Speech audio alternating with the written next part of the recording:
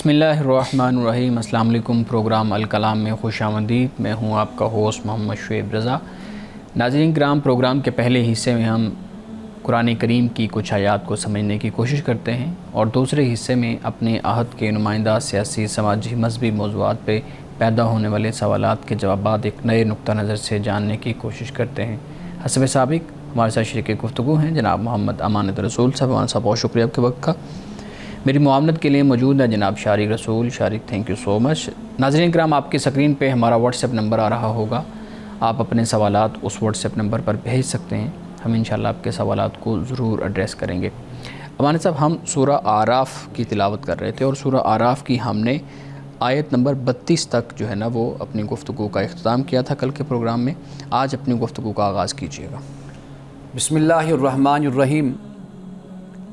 कल हमने सूरतुल आराफ की आयत नंबर 32 इस पे बात की थी और अब इससे आगे आयत नंबर 33, लेकिन मैं 32 और 33 का एक ताल्लुक़ जोड़ना चाहता हूँ ताकि बात समझने में मज़ीद हमें आसानी हो। आयत नंबर 32 में अल्लाह सुब्हानहू व तआला ने असल इस बात को बयान फरमाया कि जो ज़ीनत है और जो अल्लाह सुब्हानहू व तआला ने ज़मीन से इंसान के लिए रिज़्क़ पैदा किया है और जो तय्यबात हैं यानी पाकीज़ा हैं, मुताहर हैं, उनको अल्लाह सुब्हानहू व तआला ने हलाल किया, वो जायज़ है, उससे इंसान इस्तेफ़ादा कर सकता है। तो अल्लाह फरमाता है कि कौन है कि उसको हराम करे। गोया कि हमें ये बता दिया कि जो हलाल है, तय्यब है, वो इंसानों के लिए जायज़ है और उसको वो इस्तेमाल कर सकते हैं। उनको छोड़ना, कोई ये ख़याल करे कि अगर मैं इनको तर्क कर दूँगा तो मुझे खुदा का तक़र्रुब मिलेगा या खुदा की कुर्बत और क़ुर्ब मुझे नसीब होगा, तो ये तसव्वुर दुरुस्त नहीं है। इसलिए कि दुनिया में मुख्तलिफ़ नज़रियात भी मौजूद हैं, रियाज़तें भी हैं, मुजाहिदे भी हैं। लोग जोगी बन जाते हैं, राहिब बन जाते हैं और वो ये समझते हैं कि ये जो कुछ भी हम खाते हैं, पीते हैं, पहनते हैं और दुनिया में हम रहकर इनसे इस्तेफ़ादा करते हैं, ये अगर हम छोड़ देंगे तो इससे हमारा रब हमसे खुश होगा। एक तो यहाँ पर इस बात की नफ़ी कर दी और ये बता दिया कि ये दुनिया, ईमान वाले इस दुनिया से इस्तेफ़ादा करते हैं दुनिया की ज़िंदगी में, आखिरत तो है ही ईमान वालों के लिए। अब इसके बाद जो आयत नंबर 33 है उसमें ये सूरत थी कि खुदा की नेमतों से लोग किनारा कशी इख्तियार करते हैं और ये समझते हैं कि इससे हमारे दर्जे बुलंद होते हैं। अब जो आयत नंबर 33 है इसमें इस बात का बयान किया जा रहा है कि लोग कभी इसमें आगे भी बढ़ जाते हैं, यानी ज़्यादती भी करते हैं। अब क्या फ़रमाया? अल्लाह पाक फ़रमाता है, कुल ए नबी सल्लल्लाहु अलैहि वसल्लम, आप फरमा दीजिए कि इन्नमा हर्रमा रब्बी अल-फ़वाहिश मा ज़हरा मिन्हा व मा बतन, कि इसमें कोई शक नहीं कि मेरे रब ने फ़वाहिश को, जो ज़ाहिर है या जो छुपा हुआ है, ये जो फ़वाहिश है, बेहयाई, खुली बेहयाई, बुराई, फरमाया कि इसको अल्लाह ताला ने हराम किया है। क्योंकि कई लोग ऐसे भी हैं कि जो इसमें आगे बढ़ जाते हैं और हुदूद को तजावुज़ करते हैं, सरकशी का मुज़ाहरा करते हैं। तो यहाँ पर इसी तरह के जैसे मक्का वालों ने तवाफ़, उरियाँ और बेलिबास करना इसको जायज़ करार दिया हुआ था और समझते थे कि इससे अल्लाह खुश होगा, दर्जे बुलंद होंगे उसी लिबास में कि जिस लिबास में ज़िंदगी गुजारते हैं उसमें गुनाह भी होते हैं, गलत काम हो जाते हैं, तो लिहाजा उस लिबास के साथ तवाफ़ ना किया जाए। अब ये जो एक अकीदा घड़ लिया गया तो अल्लाह ये फ़रमाता है कि मेरे रब ने तो फ़वाहिश को हराम किया है, चाहे वो ज़ाहिर है चाहे वो पोशीदा है। और किसको हराम किया? फरमाया वल इस्म, और इस्म को हराम किया। इस्म का मतलब होता है पीछे रह जाना, कोताही करना। तो यहाँ पर ये हक़ तलफ़ी के माना में आएगा कि दूसरे का जो हक़ है वो उसको ना देना, या इसका मतलब हम आम तौर पे गुनाह का इसका तर्जुमा हम कर दिया करते हैं। और फिर तीसरी बात जो बयान फरमाई वो फरमाया वल बग़य बग़ैरिल हक़, और ये जो बग़य है, सरकशी है, यानी अल्लाह ताला ने हुदूद कायम की हैं, अल्लाह ताला ने एक बाउंड्री, एक लिमिट बताई है इंसान को कि इसमें آپ نے رہنا ہے، یعنی جسے ریسٹرکشنز کہتے ہیں، وہ پابندیاں بھی انسان پر ہیں، لیکن یہ انسان کیا کرتے ہیں؟ یہ سرکشی اختیار کرتے ہیں، بغاوت اختیار کرتے ہیں۔ اور یہ بھی فرما دیا کہ احکام، یعنی جو اللہ تعالیٰ کے احکام ہیں ان میں بھی سرکشی۔ اس کے بعد فرمایا وَأَن تُشْرِكُوا بِاللَّهِ مَا لَمْ يُنَزِّلْ بِهِ سُلْطَانًا، اور یہ بھی فرما دیا کہ تم اللہ کے ساتھ کسی کو شریک کرتے ہو تو اس پر بھی کوئی دلیل تمہارے پاس نہیں ہے، یعنی اس کو بھی اللہ تعالیٰ نے حرام کیا ہے، شرک کو۔ اب اس کے بعد جو فرمایا کہ وَأَن تَقُولُوا عَلَى اللَّهِ مَا لَا تَعْلَمُونَ، اور یہ جو اللہ پر تم باتیں لگاتے ہو جو تم نہیں جانتے، تو فرمایا کہ یہ بھی اللہ نے حرام کیا۔ اب اس میں یعنی حرام کو حلال کر دینا، حلال کو حرام ٹھہرا دینا، یہ بھی اس میں شامل ہے۔ یعنی خدا نے ایک چیز کو حرام کیا، اس کو اپنے اوپر ایسے ہی حلال کر لیا۔ اللہ نے ایک چیز کو حلال کیا ہے، اس کو اپنے اوپر حرام کر لینا۔ اور اسی طرح بدعات، خرافات، یعنی ان کو ایجاد کرنا، اپنی مرضی سے کوئی بات خدا کی طرف منسوب کر دینا جو خدا نے نہیں کہی، تو یہ اس کو بھی اللہ سبحانہ و تعالیٰ نے حرام کیا ہے۔ اب ناظرین کرام یہ دیکھیے کہ اس میں اس حوالے سے کمی تھی، یعنی خدا کی جائز اور حلال نعمتوں کو بھی اپنے اوپر حرام کر لینا، یہاں پر جو حرام ہے اس کو اپنے اوپر حلال کر لینا اور وہ کرنا۔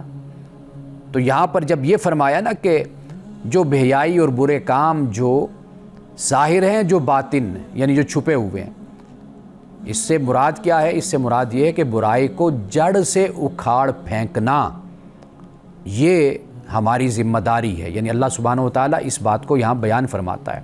صرف یہ نہیں ہے کہ ظاہری طور پر کوئی بے حیائی ہے، کوئی برے کام ہو رہے ہیں تو وہ حرام ہیں، وہ نہیں ہونے چاہیے، بلکہ یہ جو انسان کے خیالات ہیں، انسان کے جو باطن میں اور چھپی ہوئی باتیں ہیں، کوئی حسد کرتا ہے، کوئی کینہ رکھتا ہے، کوئی بغض رکھتا ہے، کوئی منافقت اختیار کرتا ہے، یہ جو طرز زندگی ہے اور اس طرح اپنے آپ کو باطن میں ہی پلید اور اپنے آپ کو گندہ رکھنا، اسے بھی اللہ تعالیٰ نے حرام کیا ہے۔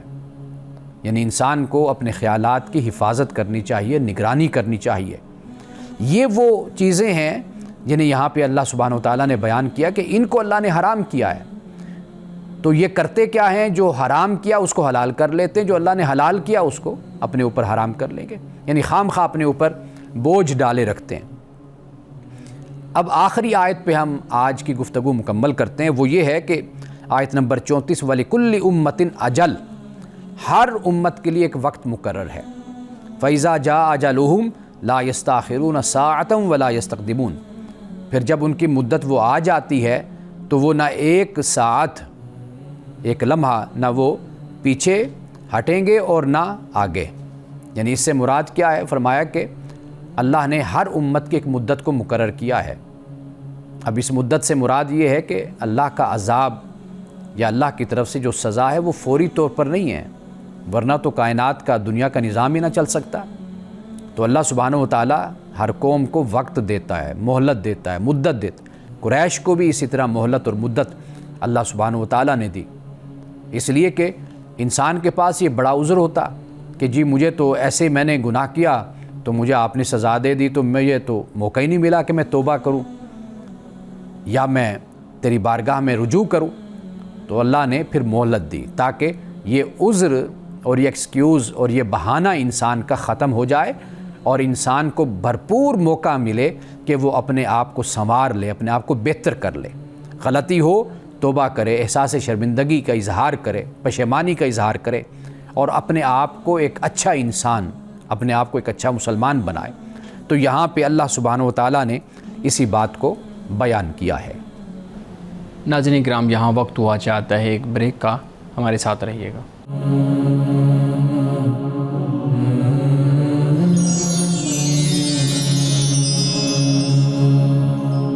پروگرام میں ایک دفعہ پھر خوش آمدید۔ امان صاحب بہت شکریہ، آپ نے لنک جو ہے نا وہ آیت نمبر 32 کا اور 33 کا بیان کیا۔ اس میں حلال اور حرام کی بات کی گئی ہے کہ کس نے جو ہے نا جس چیز کو اللہ نے حلال کیا ہے کہ کس نے اس کو حرام جو ہے نا وہ قرار دیا، تم اس کو کیوں حرام قرار دیتے ہو۔ مولانا صاحب اصول میں جاننا چاہ رہا ہوں. ہمارے ہاں حلال اور حرام کی جب بات ہوتی ہے تو بہت سی چیزوں کو ہر شخص کبھی حلال کرنے بیٹھا ہوتا ہے, کبھی حرام کرنے بیٹھا ہوتا ہے. ہماری روزمرہ کے روٹین میں یہ حلال اور حرام کے جو الفاظ ہیں وہ شامل ہو گئے ہیں. آپ بتائیے گا کہ جو اسلام ہے اس کا جو حلال اور حرام کا اصول ہے وہ بنیادی طور پہ کیا ہے؟ بنیادی طور پر جو اس کا اصول ہے وہ قرآن مجید نے اس کو بیان کیا ہے کہ حلال وہی ہے جسے اللہ سبحانہ و تعالیٰ نے حلال کیا, اور حرام وہ ہے جسے حرام کیا. یعنی آپ یوں کہہ سکتے ہیں کہ جو ہر چیز جو ہے اس کی اصل اباحت ہے, مباح ہونا ہے, اس کا جائز ہونا ہے, اس کا حلال ہونا ہے. الا یعنی مگر یہ کہ اللہ سبحانہ و تعالیٰ نے جس کو حرام قرار دے دیا. قرآن مجید میں اللہ سبحانہ و تعالیٰ نے کھانے سے متعلق بیان کیا کہ یہ حرام ہے. سورہ مائدہ میں مختلف مقامات پر, سورۃ المائدہ میں ہے, سورۃ البقرہ میں ہے, صحیح. اور اسی طرح سورۃ النحل میں بھی اس کو ایک مقام پر بیان کیا گیا ہے, کہیں پر تفصیل کے ساتھ, کہیں اختصار کے ساتھ. جی صحیح. ایک تو یہ کھانے کے حوالے سے اللہ سبحانہ و تعالیٰ نے بیان کیا. اسی طرح شراب ہے, اس کو بھی بیان کیا گیا. اسی طرح بہت کچھ ایسا ہے کہ جس کا تعلق انسان کے اخلاق کے ساتھ ہے, اس کو بھی بیان کیا گیا کہ یہ حرکات, عادات یہ تم پر حرام ہیں. تو ایسا بہت کچھ ہے جسے قرآن مجید نے بیان کیا ہے. تو بنیادی جو بات ہے ایک تو یہ ہے کہ انسان کا جو وجود ہے وہ اخلاقی وجود ہے. تو جہاں اخلاق کا معاملہ اور مسئلہ آتا ہے تو وہاں پر مذہب پھر آپ کی رہنمائی کرتا ہے. اور چونکہ انسان کا جو کھانا ہے, انسان کا جو پینا ہے, یہ در حقیقت انسان پر اثر انداز ہوتا ہے, تو لہٰذا وہ بھی بتا دیا کہ انسان کی جو سوچ ہے, انسان کا جو کردار ہے, اخلاق ہے, یہ اسی پر ہی کھڑا ہوتا ہے جو انسان کھاتا ہے, جو انسان پیتا ہے, جو جزو بدن انسان کا رزق بنتا ہے. اگر وہ رزق جو ہے وہ حرام ذرائع کا ہوگا, ظلم کا, تعدی کا, جس کا بیان یہاں پر ہم نے کیا ہے, حق تلفی کا, تو اس سے پھر انسان کی جو شخصیت تیار ہوتی ہے وہ پھر خونخوار درندے کی شخصیت ہوتی ہے. تو انسان کے لیے اس لیے اللہ سبحانہ و تعالیٰ نے جن چیزوں کو حرام کرنا تھا اور بتایا جو انسان کے جسمانی اور روحانی طور پر انسان کے لیے مضر ہے, اس کے بارے میں تفصیل اللہ سبحانہ و تعالیٰ نے بیان فرمائی. جی بالکل ٹھیک ہے. جی شارق آپ سوال کرنا چاہ رہے ہیں؟ جی شکریہ. ہم نے کئی مرتبہ یہ سنا ہے کہ اللہ تعالیٰ نے ہمیں دنیاوی معاملات کو ترک کرنے کا نہیں کہا بلکہ اعتدال کی بات کی ہے. تو اس بارے میں بتائیے کہ ہم اپنی زندگیوں میں بیلنس کو, اعتدال کو کیسے شامل کر سکتے ہیں؟ قرآن مجید کو اگر ہم پڑھتے ہیں, مطالعہ کرتے ہیں, تو میں مختلف مقامات پر اور جہاں میں بیٹھتا ہوں اس پر ہم بات اکثر طور پر کرتے ہیں, وہ یہ ہے کہ انسان کو اللہ سبحانہ و تعالیٰ نے بہت سی خوبیاں اور صلاحیتیں دے کر انسان کو پیدا کیا. یہ جو خوبیاں ہیں, یہ جو صلاحیتیں ہیں, انسان کا تخیل ہے, انسان کا علم ہے, انسان کی پیاس ہے, ایک کریوسٹی ہے, طلب ہے, یہ انسان کو کئی دفعہ حدود سے باہر بھی نکال دیتی ہے. یعنی انسان وہ راستہ بھی اس کے لیے اختیار کرتا ہے کہ جو راستہ اس کو اختیار نہیں کرنا چاہیے, اور وہ اس کے لیے مہلک ہوتا ہے. ہم جب قرآن مجید کو پڑھتے ہیں تو قرآن ہماری شخصیت میں توازن اور اعتدال کو پیدا کرتا ہے. یعنی اب آپ دیکھیے, ہم نے یہاں پر قسط پر گفتگو کی تھی, بالکل 2-3 پروگرام پہلے. اب قسط کا مطلب ہی یہی ہے کہ اعتدال اور توازن کے ساتھ ہر چیز میں یعنی اس کو قائم رکھنا, اعتدال اور توازن کو. یعنی وہ معاشرت ہے, وہ معیشت ہے, وہ سیاست ہے, وہ انسان کی ذاتی زندگی ہے, شخصیت ہے, خاندان ہے, سب میں یہ قسط کو قائم کرنا, توازن اور اعتدال کو اور عدل کو. یہ جب ہم قرآن مجید کا مطالعہ کریں گے, ہم پڑھیں گے, تو پھر خود بخود انسانی شخصیت میں یہ اعتدال اور توازن پیدا ہوتا ہے. لیکن اگر یہ چیز نہ ہو تو پھر افراط و تفریط کی صورت پیدا ہو جاتی ہے. دنیا میں ایسے فلسفے بھی موجود ہیں, ایسے نظریے بھی موجود ہیں جس میں پھر آپ دیکھیے کہ انسان اپنی طرف سے وہ انداز, وہ طریقے اختیار کرتا ہے کہ جس سے انسان پھر دنیا سے بے رغبتی, دنیا سے ہٹ جانا, پھر زہد, پھر رہبانیت, پھر جوگ, پھر یہ راستے انسان اختیار کرنا شروع کر دیتا ہے. وہ پھر ایک دوسری انتہا ہو جاتی ہے. قرآن پڑھنے سے یہ ہے کہ انسان معتدل رہتا ہے, متوازن رہتا ہے, اور عدل پر انسان اپنے آپ کو قائم کرتا ہے۔ جی امان صاحب، حلال و حرام کی بات ہو رہی تھی پہلے سوال کے جواب میں، آپ نے کہا کہ اللہ رب العزت کسی چیز کو حلال کر دے، حرام کر دے، یہ ہے اصل میں بنیادی اصول، یا پھر رسول اللہ صلی اللہ علیہ وسلم جب شارع موجود تھے تو اس وقت آپ صلی اللہ علیہ وسلم کی کچھ روایات ہمیں ملتی ہیں۔ امان صاحب، پوچھنا میں یہ چاہتا ہوں کہ کسی جگہ پہ آ کے فقہا جب چیزوں کی ایکسپلینیشن کرتے ہیں، رسول اللہ صلی اللہ علیہ وسلم کی جو روایات ہیں ان کی ایکسپلینیشن کرتے ہیں، قرآن کریم کی آیات کی ایکسپلینیشن کرتے ہیں، تو وہاں پہ بھی ہمیں فیل ہوتا ہے کہ کہیں آ کے فقہا نے کسی چیز کے بارے میں ایک سخت جو ہے نا وہ رائے دی ہے تو وہ تقریباً اس کو حرام کے قریب کہہ دیا ہے، وہ ایسے ہی ہم کہہ سکتے ہیں کہ عام روٹین میں ہم اس کو حرام قرار دے دیتے ہیں۔ اسی طریقے سے ریاست بعض اوقات مداخلت کرتی ہے چیزوں کے اندر اپنے معاملات کو سیٹ کرنے کے لیے، تو وہ بھی اسی لیول پہ آ کے چیزوں کو یا تو اس پہ رائے میں لے لیتی ہے یا اس پہ رائے میں لے لیتی ہے، یعنی دونوں انتہائی میں، اس میں بھی حلال اور حرام کا ایک شبہ پیدا ہو جاتا ہے۔ تو آپ بتائیے گا کہ کیا کوئی شخص یا ریاست، کوئی بھی ریاست جو مسلم ریاست کہہ لیں، وہ اس منصب کے اندر آ سکتی ہے کہ وہ کسی چیز کو حلال قرار دے دے یا حرام قرار دے دے؟ دیکھیے، پہلی بات کہ حرام قرآن مجید نے جس کو کہا، اللہ نے کہا وہ حرام ہم اس کو کہتے ہیں، وہ حرام یہ ہوتا ہے کہ ہم اگر اس کو نہیں مانتے تو ہم پھر قابل سزا ہوں گے۔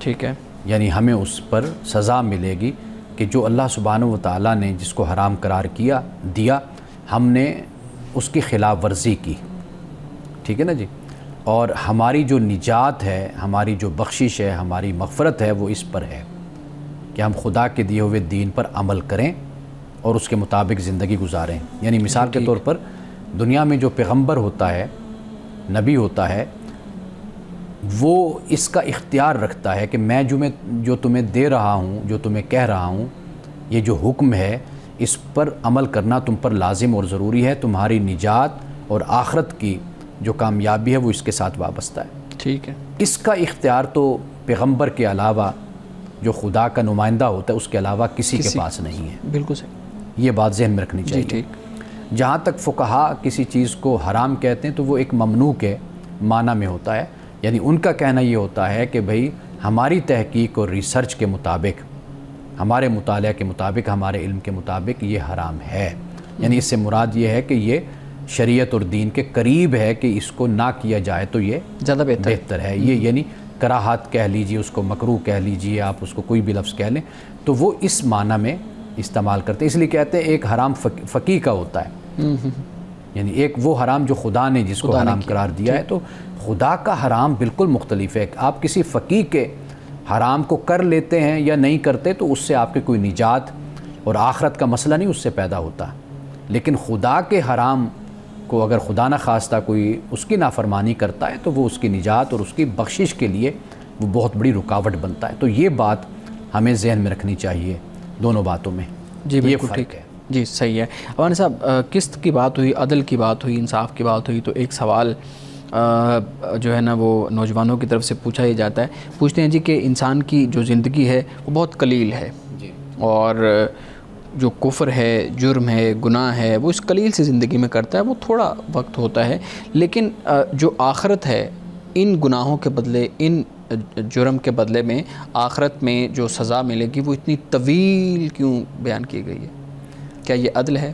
اچھا، آپ یہ دیکھیے کہ آج تک دنیا میں کوئی ایسا پیمانہ نہیں بن سکا کہ جو جرم کے مطابق سزا کو متعین کر سکے۔ یعنی مثال کے طور پر کسی شخص کی جان لی، مارا، قتل کر دیا، اب وہ قتل کرنے کا جو جرم ہے وہ کتنی دیر کا ہوتا ہے؟ 1 منٹ کے اندر ہو سکتا ہے، چند سیکنڈ کا ہوتا ہے۔ اب اس کو جو سزا ملتی ہے وہ موت ملتی ہے، اس لیے کہ اس نے کسی کی جان لی ہے۔ یہ تو دنیا کا قانون ہے۔ ہاں، یعنی ایک چھوٹا سا جو جرم ہے، یعنی چھوٹا نہ کہیے بہت بڑا ہے یہ، لیکن آپ دیکھیے کہ اس کا وقت کتنا ہے، یعنی کم وقت میں کیا گیا جرم ہے، کیا گیا۔ اچھا، اسی طرح ایک شخص ہے کہ جس نے بوم گرا دیا، ٹھیک ہے جی، بوم سے کتنے لوگوں کو اس نے مار دیا، اب اس کے بدلے میں ایک ہی جان لی جائے گی نا، یعنی کہ اس نے لاکھوں لوگوں کو قتل کر دیا، مار دیا، لیکن اس کے بدلے میں قصاص میں ایک شخص مرا ہے جس نے یہ کیا ہے، جو قاتل ہے۔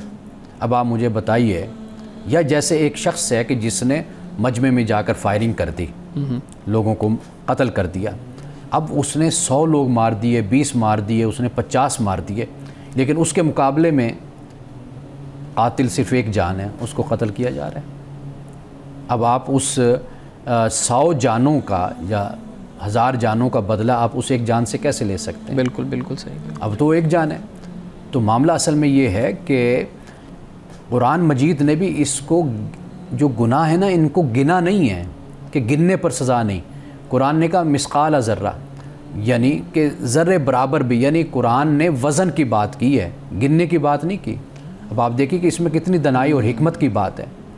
فَأَمَّا مَنْ ثَقُلَتْ مَوَازِينُهُ فَهُوَ فِي عِيشَةٍ رَاضِيَةٍ وَأَمَّا مَنْ خَفَّتْ مَوَازِينُهُ فَأُمُّهُ هَاوِيَةٌ۔ اب اعمال کا وزن زیادہ ہو گیا تو اچھی زندگی ہو گئی، وزن کم ہو گیا تو پھر ٹھکانہ ہاویہ ہو گیا۔ بالکل صحیح۔ اب آپ خود دیکھ لیجئے کہ گننے پر آپ کوئی بات کہہ سکتے ہیں، جہاں پر وزن کی بات ہو نا تو وہاں پر وزن پھر اس طریقے سے نہیں ہم اس پر اعتراض اور سوال اٹھا سکتے۔ اور آخری بات وہ یہ ہے کہ آپ یہ دیکھیے کہ کوئی شخص ریاست کی بغاوت کرتا ہے تو اس کی بغاوت کی سزا دنیا میں رائج ہے، جدید دنیا میں بھی سزائے موت ہے، کڑی سے کڑی سزا، سزائے موت ہے۔ یعنی کوئی ایسی سزا نہیں ہے دوسری، سیدھی جان لے لو، ختم کر دو اس کو، اس نے بغاوت کی ہے۔ اب یہ ساری خدا کی اسٹیٹ ہے، خدا کی ریاست ہے۔ اب جو اس سے بغاوت کرتا ہے خدا سے، تو آپ خود بتائیے کہ اس بغاوت کی سزا پھر کیا ہونی چاہیے۔ بالکل ٹھیک۔ ناظرین کرام، یہاں وقت ہوا چاہتا ہے ایک بریک کا، ہمارے ساتھ رہیے گا۔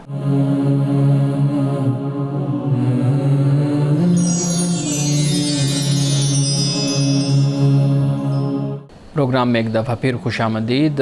امان صاحب، رمضان کا مہینہ قریب ہے تو ہمارے ہاں ایک پریکٹس دیکھی جاتی ہے کہ بینکوں میں سے جو رقم موجود ہوتی ہے اس میں سے زکوٰۃ کاٹ لی جاتی ہے، تو یوں محسوس ہوتا ہے کہ شاید جو رمضان کا مہینہ ہے اس کو اللہ رب العزت نے مختص کیا ہوا ہے زکوٰۃ کی ادائیگی کے لیے، صدقات کی ادائیگی کے لیے۔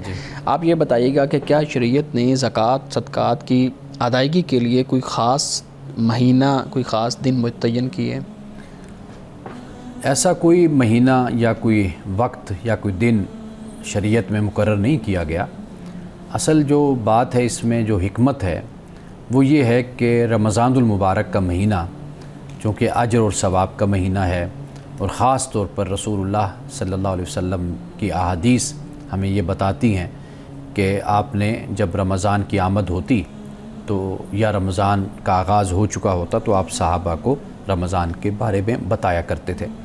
وہاں پر یہ ذکر ہوتا ہے کہ جیسے کوئی نفل ہے تو وہ فرض کے برابر ثواب ہے، تو فرض ہے تو وہ اس کا ثواب کہیں زیادہ بڑھ جاتا ہے، ٹھیک ہے نا، اس سے گنا، اور اس سے بھی کہیں زیادہ اس کا اجر اور ثواب ملتا ہے۔ تو یہ مسلمانوں کے پیش نظر بات ہوتی ہے۔ رسول اللہ صلی اللہ علیہ وسلم کی یہ حدیث آپ کہہ لیجئے، اللہ کے جو نیک بندے ہیں ان کا یہ ایک طریقہ آپ کہہ لیجئے، یہ رائج رہا ہے 1500 سال میں کہ وہ ہمیشہ رمضان میں زیادہ سے زیادہ انفاق کرتے تھے۔ خود رسول اللہ رمضان میں انفاق فرماتے تھے۔ حضرت ابن عباس کہتے ہیں کہ رمضان میں آپ اتنا یعنی انفاق اور خرچ کرتے کہ جیسے تیز آندھی بھی آپ کا مقابلہ نہیں کر سکتی تھی، تیز ہوا بھی، اتنا زیادہ۔ تو یہ رسول اللہ کی سنت میں مسلمان آپ سے محبت کرتا ہے، آپ کی سنت سے، آپ کے طریقے سے، تو اس وجہ سے یہ رائج ہوا ہے طریقہ۔ ورنہ جو شرط ہے بنیادی طور پر وہ یہ ہے کہ جس مال پر ایک سال گزرتا ہے، جس رقم پر، سونا پر، چاندی ہو، جو بھی سال جس پر گزرتا ہے تو اس پر آپ پر زکوٰۃ فرض ہوتی ہے، وہ خواہ جس مہینے میں بھی ہو۔ جی بالکل ٹھیک ہے۔ اچھا مولانا صاحب، اس سے متعلق ایک اور بڑا ہمارے ہاں نصاب کی جب پیمائش کی جاتی ہے، اس کو متعین کیا جاتا ہے تو بڑی کنٹروورسی ہے۔ بہت سے اسکالرز کی یہ رائے ہے کہ اگر آپ کے پاس گھر میں ایک چیز پڑی ہوئی ہے، آپ اس کو 1 سال تک استعمال نہیں کرتے، تو چاہے وہ استعمال کی چیز ہے تو اس پر بھی زکوٰۃ ہو جائے گی، جیسے کچھ کمرے ہیں، کچھ اس طرح کی چیزیں ہیں، کچھ سونا ہے، چاندی ہے، یہ معاملات ہیں۔ میں آپ سے یہ پوچھنا چاہوں گا کہ ایک شخص کے پاس اگر سونا بھی ہو، چاندی بھی ہو، پیسے بھی ہوں، مالیت باقی چیزیں بھی ہوں، تو اس کے لیے نصاب جو بنانا ہے وہ کس چیز کو بنیاد بنا کے بنانا ہے؟ اچھا، یہ اس طرح ہے کہ مثال کے طور پر اگر ایک شخص کے پاس سونا ہے 7.5 تولے، میں فقہائے کرام رحمہم اللہ کی ایک جو رائے ہے، وہ فتویٰ ہے، وہ میں آپ کے سامنے رکھ دیتا ہوں، اس کی رہنمائی میں ہم بات کر لیتے ہیں۔ وہ یہ ہے کہ سونا تو 7.5 تولہ ہے، ٹھیک ہے، جو نصاب ہے، ہاں جی، اور چاندی 52.5 تولے ہے۔ ٹھیک، اگر اس سے کچھ بھی کم ہو، اگر ایک چیز ہے مثال کے طور پر گھر میں صرف سونا ہے، صرف سونا، ٹھیک، اور وہ اگر 6 تولے ہے 7.5 تولے تک نہیں پہنچا تو 6 تولے 5 تولے 4 تولے ہے تو اور کچھ بھی نہیں ہے تو پھر زکوٰۃ نہیں ہے. ٹھیک ہے جی. اگر سونا جو ہے وہ کم ہے لیکن چاندی اس کے ساتھ موجود ہے تھوڑی سی بھی ہے یا دیگر نقدی موجود ہے, پھر فقہا کہتے ہیں کہ بھئی آپ پھر چاندی کا نصاب بنا لیں گے. ٹھیک ہے, سونے کا نہیں بنائیں گے کیونکہ چاندی سونا مہنگا ہے. تو چاندی کو پہنچنا یہ آسان ہے, تو اس میں فقراء کا غریبوں کا فائدہ ہے.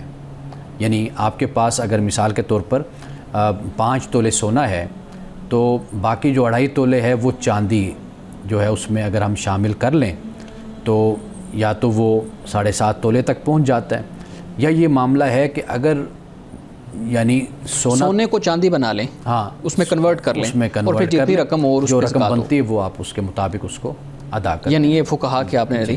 مان صاحب اس پہ پھر ایک کاؤنٹر سوال تو یہ آتا ہے کہ 52.5 تولے چاندی کی تو پیسے بہت کم بنتے ہیں, اور ایک شخص کے علاج کا جو معاملہ ہے وہ 52.5 تولے چاندی میں 2 دن کا وہ علاج نہیں ہوتا. بچوں کی فیسز کا معاملہ ہے, گھر کے جو بل آ جاتے ہیں, رہائش کا خرچہ ہو جاتا ہے. تو یہ تو بڑا مطلب دیکھیے اصل بات جو ہے نا وہ کسی کے خرچوں کو تو پورا نہیں کرنا ہوتا نا. یعنی مجھ پر اگر زکوٰۃ فرض ہے, میں صاحب نصاب بن رہا ہوں, تو مجھ پر لازم ہے کہ میں جتنی بھی میری زکوٰۃ نکلتی ہے, جتنا بھی میرا صدقہ نکلتا ہے, وہ میں معاشرے کے لیے پیش کروں, غرباء کے لیے, فقراء کے لیے. قرآن پاک نے اس کو جو 8 مصارف بیان کر دیے ان میں جہاں چاہوں میں اس کو خرچ کر سکتا ہوں. لیکن کسی کی فیس دینا یا کسی کا علاج وہ اس طرح میرے ذمہ نہیں ہے کہ ضرور میں اتنی زکوٰۃ نکالوں. میں تو زکوٰۃ اتنی ہی دوں گا نا جتنا میرے پاس ہے اور جتنا نصاب بنتا ہے اس کے مطابق میں ادا کروں گا. میں پوچھنا یہ چاہ رہا ہوں کہ ایک شخص جو 52.5 تولے چاندی کا مالک ہے, اب 52.5 تولے چاندی کچھ لاکھ کی بنتی ہے, مطلب 2-2.5 لاکھ کی شاید بنتی ہو, مجھے اب کلیئر نہیں ہے, لیکن اتنا کم نصاب, تو اس طرح تو پھر ہر شخص جو ہے نا وہ صاحب نصاب ہو جائے گا اور کوئی بھی زکوٰۃ لینے والا معاملہ نہیں ہوگا. تو بہت سے لوگ یہ کہتے ہیں کہ جو سونے کا نصاب ہے اس کو بنانا چاہیے. تو آپ کی کیا رائے ہے کہ 7.5 تولے سونے کا نصاب بنانے میں کوئی قباحت تو نہیں؟ دیکھیے میں نے فقہا کی ایک رائے آپ سامنے رکھی, وہ کہتے ہیں کہ چاندی کو بنانا یہ زیادہ بہتر ہے کیونکہ اس میں زیادہ گنجائش اور امکان بڑھ جاتا ہے کہ وہ زکوٰۃ نکالے گا, اور اس طرح لوگوں تک ایک رقم جو ہے وہ پہنچے گی, لوگوں کو اس سے فائدہ ہوگا. جی بالکل ٹھیک ہے. اچھا مان صاحب ایک آخری سوال اس سے متعلق, ایک شخص ہے وہ کہتا ہے جی میں ریاست کو ٹیکس بھی دیتا ہوں جی, اور ٹیکس ریاست میرا اچھا خاصا ٹیکس کاٹتی ہے, تنخواہ پہ کاٹتی ہے, اس کے بعد میں ہر چیز خریدنے پہ ٹیکس دیتا ہوں, اس کے بعد میں پھر میں زکوٰۃ بھی دیتا ہوں, تو پھر میرا تو 50-60% سارا پیسہ اسی طرح صدقات و خیرات میں ٹیکسوں میں نکل جاتا ہے. تو کیا ٹیکس اور زکوٰۃ یہ 2 الگ الگ چیزیں ہیں؟ اگر ایک شخص ٹیکس دیتا ہے تو اس کو زکوٰۃ دینا ضروری ہے؟ دیکھیے ہمارے جو 1400 سال سے ہم دیکھتے ہیں, خاص طور پر فقہا کے زمانے سے ہم دیکھتے ہیں, تو ہمیں یہ بات علیحدہ ہی نظر آتی ہے. یعنی ٹیکس اور زکوٰۃ یہ مختلف ہے. زکوٰۃ کو ہمارے علماء نے, مفسرین نے, فقہا نے, ائمہ نے اس کو شامل کیا عبادت میں. اچھا کہ یہ عبادت سے اس کا تعلق ہے, خدا کی طرف سے یہ فرض ہے جو ہر صورت میں آپ نے ادا کرنا ہے. جہاں تک ٹیکس کا معاملہ ہے وہ ریاست کا اس سے تعلق ہو جاتا ہے. ریاست جب مناسب سمجھتی ہے وہ لگاتی ہے, جو آپ کی آمدن بنتی ہے, آپ جو استفادہ کر رہے ہیں, فائدہ اٹھا رہے ہیں. آپ دیکھیے کہ یہی ٹیکس ہے, اگر ہم جدید دنیا میں دیکھتے ہیں تو وہ آپ سے اگر 50% یا 51% اگر وہ ٹیکس لیتے ہیں, آپ کو اس میں تعلیم بھی دیتے ہیں, آپ کو علاج معالجے کی سہولت بھی دیتے ہیں, اس میں آپ کو رہائش بھی بنیادی دیتے ضروریات پوری ہو جاتی ہیں, ساری آپ کے جو بنیادی معاملات ہیں وہ آپ کو دیتے ہیں. اور پھر یہ ہے کہ جب آپ اینڈ پہ چلے جاتے ہیں, یعنی ریٹائرڈ ہو گئے, بوڑھے ہو گئے, عمر کے آخری حصے میں, اس وقت بھی وہ آپ کا خیال کرتے ہیں. یعنی ایک نظام کفالت وہاں پر موجود ہوتا ہے. تو یہ تو ٹیکس تو اس حوالے سے ہے. تو ہمارے علماء کی رائے یہی ہے کہ جو زکوٰۃ ہے یہ در حقیقت اللہ کی عبادت ہے, یہ اس طریقے سے فرض ہے, لیکن باقی جو ہے ٹیکس یہ ریاست کی طرف سے ہوتا ہے. لیکن ایک آخری بات, یہ ایک پوری ہسٹری ہے, اس کا پورا ایک پس منظر ہے. کبھی وقت ملے گا تو پھر ہم اس پر تفصیل سے بات کریں گے کہ یہ 2 رائے کیوں پیدا ہوئی ہیں ہماری تاریخ میں, کہ علماء نے وہ راستہ کیوں اختیار کیا. لیکن ہم اگر ابتدا میں دیکھتے ہیں تو وہی زکوٰۃ تھی, وہی ٹیکس تھا. سیدنا ابو بکر صدیق رضی اللہ تعالیٰ عنہ نے جو سختی فرمائی تو وہ در حقیقت یہی اللہ کی طرف سے, اور پھر رسول اللہ صلی اللہ علیہ وسلم نے جو اس کو لازم فرمایا وہ بطور ایک حکمران کے اور ایک ریاست پر آپ نے لازم کیا کہ جو استطاعت رکھتا ہے، جو صاحب نصاب ہے خاص طور پر، وہ ہر صورت میں ریاست کو یہ ادا کرے گا، اور ریاست اس کو زکوٰۃ آپ کہہ لیجئے یا اس کو ٹیکس ہم اس معنی میں بھی استعمال کر رہے ہیں اس وقت، تو اس کو وہ پھر جو رفاع عامہ کے کام ہیں اور کفالت کا معاملہ ہے اور مجموعی طور پر جو بھی پروجیکٹس اور منصوبے ہیں، پھر ریاست اس کو پھر وہاں پر خرچ کرتی۔ جب وہ خلافت کا زمانہ ختم ہوا، پھر بادشاہت شروع ہو گئی، ملوکیت شروع ہو گئی، پھر ہم اس دائرے سے باہر نکل آئے۔ پھر یہ ایک سوال پھر پیدا ہوا کہ آیا کہ اس وقت جو زکوٰۃ تھی اس کی کیا صورت تھی، کیا حیثیت تھی، تو یہ پھر ایک اختلاف ہمارے سامنے آتا ہے۔ لیکن یہ جو میں نے آپ کو بتایا، جس طرف آپ نے پوچھا کہ زکوٰۃ اگر ایک شخص ٹیکس دے رہا ہے تو وہ کہتا ہے میں زکوٰۃ کیوں دوں، یہ جو سوال ہے یہ بہت کم علماء نے پھر اس طرف توجہ کی ہے، لیکن اکثریت علماء کی رائے یہی ہے کہ ان دونوں میں فرق ہے، یہ عبادت ہے اور ان دونوں میں فرق ہے۔ ناظرین کرام، یہاں وقت ہوا چاہتا ہے ایک بریک کا، ہمارے ساتھ رہیے گا۔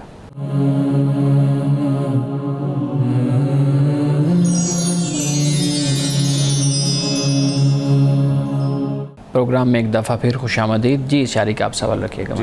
سائنس میں ایک دلچسپ پیش رفت دیکھنے میں آ رہی ہے، جو انسان ہے وہ جینیٹک انجینئرنگ کے ذریعے اپنی زندگی کو طویل کرنے کی کوشش کر رہا ہے، تو کیا اسلامی نقطہ نظر میں اس طرح کا جو اقدام اٹھایا جا رہا ہے سائنس کی جانب سے وہ درست ہے؟ اچھا، ہم ہمیشہ نا نیگیٹو بات کو سامنے رکھتے ہیں، کچھ یعنی منفی، ہمارا ایک یعنی ماحول ایسا ہے۔ آپ نے صحیح سوال سامنے رکھا ہے، لیکن میں ایک عمومی جو رویہ ہے میں اس پہ بات پہلے کر لیتا ہوں۔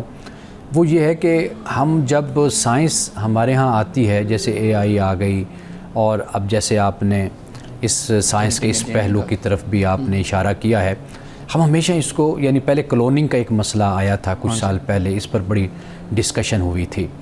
ہم یعنی اس کے مثبت اگر پہلوؤں کو ہم دیکھیں گے نا، پازیٹیو، اس میں بہت کچھ ایسا بھی نظر ہمیں آتا ہے جس سے انسانیت کو بہت فائدہ بھی پہنچتا ہے۔ یعنی اسی سے ہی میڈیسن کی بھی ایجادات ہوتی ہیں، اسی سے ہی آپ یوں کہہ لیجئے کہ جو انسانوں کو رزق کی کمی کا مسئلہ درپیش ہے تو وہ بھی حل کیا جا سکتا ہے، اور بہت طریقے ہیں جس سے یہ مسائل حل ہو سکتے ہیں۔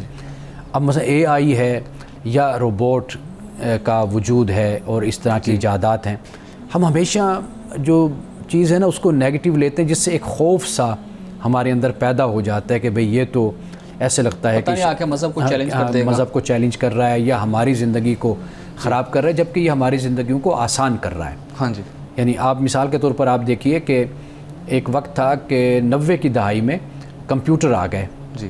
اب پہلے وقت تھا کہ لوگ ہاتھ سے بیٹھ کر کتاب لکھا کرتے تھے، اور آپ کسی کاتب کو کتاب دیتے تھے تو وہ مہینہ لگا دیتا تھا، 2 مہینے۔ اب آپ دیکھیے 3 گھنٹے کے اندر کتاب کمپوز کر کے کمپیوٹر سے وہ آپ کو دے دیتے ہیں۔ اب دیکھیں کتنی بڑی سہولت ہے۔ اب اصل مسئلہ جو ہمارے ہاں ہے نفسیاتی طور پر وہ یہ ہے کہ ہم ورکنگ کلاس پیدا کر رہے ہیں، یعنی ہمارے ہاں جو ہے وہ ورکنگ کلاس ہے۔ ورکنگ کلاس کو سب سے بڑا خطرہ ہے اس سائنسی ایجادات سے۔ ہم اپنے ہاں یعنی ایجوکیشنسٹ پیدا نہیں کر رہے، ہم اپنے ہاں سائنٹسٹ نہیں پیدا کر رہے، انجینئر پیدا نہیں کر رہے۔ ہاں جی، ہم اپنے ہاں ہماری زیادہ جو کلاس ہے وہ ورکنگ کلاس ہے، یعنی لیبر، سعودیہ کو ہم لیبر دیتے ہیں، ہم اپنا دبئی کو لیبر دے رہے ہیں، ہم دوسرے ملکوں میں لیبر بھیج رہے ہیں، لیکن ہم اس پہلو پر توجہ نہیں کرتے کہ ہمارے نوجوان اس میں آگے بڑھے۔ انڈیا ہم سے کہیں آگے ہے، جی ٹھیک ہے نا جی۔ یہ اصل جو چیلنج ہوتا ہے ہم اس کو قبول کریں، بجائے اس کے کہ ہم اپنی قوم میں خوف پیدا کر دیں کہ اب ایسا ہونے لگ جائے گا، اب یہ ہونے لگ جائے گا، یہ تو بڑا ہمارے لیے مسئلہ بن جائے گا۔ اس کے بجائے ہم اپنے لوگوں میں اویئرنیس پیدا کر کے ان کو کہیں کہ اس سائنسی ایجاد کو آپ اپنی ترقی کے لیے، اپنی بہتری کے لیے آپ استعمال کریں، اور اس کا شعور آپ لوگ حاصل کریں۔ یہ ایک بات ٹھیک ہے جی۔ لیکن جی آپ بات کریں پلیز۔ آخری بات جو میں اس حوالے سے کہنا چاہتا ہوں کہ اگر جس سائنس کے جینیٹک آپ کہہ رہے ہیں، جینیٹیکل جو انجینئرنگ ہے، آپ اس کو بھی دیکھیں گے نا تو اس کے بھی کئی پازیٹیو اور مثبت پہلو ٹھیک ہے آپ کو نظر آئیں گے۔ یعنی آپ کچھ سال پہلے اگر دیکھیں گے تو بیماریاں اور انسانی زندگی یہ ہمیشہ خطروں میں گھری رہتی تھی۔ یعنی ایک بیماری آئی، وبا ایسی پھیلی کہ اس نے لاکھوں لوگوں کو اڑا دیا، ہلاک کر دیا، لیکن اب کنٹرول ہوتا چلا گیا۔ انسان کی زندگی پہلے سے زیادہ محفوظ ہے۔ جی۔ اب جو یہ آپ بات کہہ رہے ہیں اس میں تجربات ہوں گے، انسان تجربہ کرتا ہے، اور اس میں اسلام آپ کو کوئی بھی منع نہیں کر رہا اچھا کہ آپ تحقیق نہ کریں. جیسے مثال کے طور پر آپ کل بھی ہم بیٹھے ایک جگہ بات کر رہے تھے، امریکہ کے حوالے سے بات ہو رہی تھی کہ ہماری جو ایوریج ایج ہے پاکستان میں وہ 50-55 سال ہے، اور اس وقت جو ٹرمپ صاحب ہیں وہ کم از کم 82 سال کے کہہ رہے تھے، یا 79 کے، 79 کے، 82 یا 79 کے، یعنی ان کی عمر آپ دیکھ لیجئے یہ ہے. جو بائیڈن جونس ہے وہ 85 سال کا ہے یا اس سے بھی اوپر کا. یعنی وہاں پر جو ایوریج ایج ہے وہ بہت زیادہ ہے. اس کی وجہ کیا ہے؟ خوراک ہے، ماحول ہے، اور انسان وہاں پر سہولت میں رہتا ہے، عمر اس لحاظ سے زیادہ ہو جاتی ہے. تو آخر انسان نے آگے تو بڑھنا ہے نا، اور اس نے اپنی صحت کا بھی خیال کرنا ہے، اپنی عمر کا بھی خیال کرنا ہے، اس نے اپنے آپ کو مزید بہتر سے بہترین بنانا ہے. یہ تو انسان کی خواہش ہے، اس میں کوئی حرج ایسا نہیں ہے کہ اگر کوئی جینیٹیکل انجینئرنگ کی آپ بات کر رہے ہیں، اگر اس طریقے سے آگے کوئی پیش رفت ہوتی ہے تو اسلام اس سے کوئی منع نہیں کرتا. اس زمن میں جو اعتراض کیا جاتا ہے وہ یہ ہے کہ انسان جب جینیٹک انجینئرنگ کی جانب جا رہا ہے تو وہ اللہ تعالیٰ کی قدرت کو چیلنج کرنے کی کوشش کر رہا ہے. وہ اب جینیٹک انجینئرنگ کی بات کر لیں تو انسان جو ہے وہ سپر ہیومنز بنانے کی طرف جا رہا ہے. چائنا میں اس کا جو تجربات ہیں اس حوالے سے وہ کیے جا رہے ہیں. تو اللہ تعالیٰ کی جو قدرت ہے وہ مخالف جو ہے وہ کھڑی ہو جاتی ہے. اس زمن میں اعتراض کیا جاتا ہے. جو اس ضمن میں اعتراض ہے وہ ایک لحاظ سے آپ اس کو کہہ سکتے ہیں کہ ویلڈ اس طریقے سے ہے کہ انسان کی زندگی کو اس سے خطرات بھی لاحق ہوتے ہیں. خود اسٹیفن ہاکنگ کو اگر ہم پڑھتے ہیں تو اس نے اس بات کو لکھا ہے کہ یہ جو کچھ بھی انسان بنا رہا ہے اسی سے ہی انسان کے وجود کو خطرہ بھی لاحق ہو سکتا ہے. یہ ایک علیحدہ پہلو ہے. لیکن یہ بات یاد رکھیے کہ اللہ تعالیٰ نے انسان کو جو طاقت دی ہے، قوت دی ہے، یہ قوت اور طاقت انسان جہاں اگر یہ تخلیق، یہ ایجاد کر رہا ہے تو انسان پھر اس کا سد باب بھی ڈھونڈتا ہے وقت کے ساتھ ساتھ. ابھی ایجادات ہیں، تحقیقات چل رہی ہیں آگے، لیکن اگر کوئی اس کا نیگیٹو پہلو اسپیکٹ ہوگا تو انسان آپ دیکھیں گے کہ وقت کے ساتھ ساتھ اس کو بھی کنٹرول کر لے گا اور اس پر بھی ڈومینیٹ ہو جائے گا. مولانا صاحب آج کی حدیث مبارکہ بیان کیجیے گا. آج کی حدیث حضرت حسن بن علی رضی اللہ تعالی عنہ سے روایت ہے، یعنی حضرت امام حسن سے. فرماتے ہیں کہ رسول اللہ صلی اللہ علیہ وسلم نے فرمایا کہ وہ چیز چھوڑ دو جو تمہیں شک میں ڈالے، اور وہ چیز اختیار کرو جو شک میں نہ ڈالے. بس بے شک سچ اطمینان ہے اور جھوٹ شک ہے. یعنی جو سچ ہے اس سے انسان کو اطمینان ہوتا ہے، یعنی جو چیز نظر آتی ہے یقینی ہے وہ اس کو بس مانو، اس پر آپ کا اطمینان بھی ہوگا. اور جو شک کی باتیں ہوتی ہیں وہ جھوٹ ہوتی ہیں، ان کو اپنے دل میں بالکل جگہ نہ دو، اس لیے کہ شک جو ہے یہ انسان کے اطمینان کا اور انسان کے سکون کا دشمن ہے. ناظرین کرام، اس دعا کے ساتھ اپنے پروگرام کا اختتام کریں گے. اللہ رب العزت حسن کلام اور تاثیر کلام عطا فرمائے، ہماری زبان کے گروں کو کھول دے اور سننے والوں تک خیر کا پیغام پہنچے. اجازت دیجیے، خدا حافظ.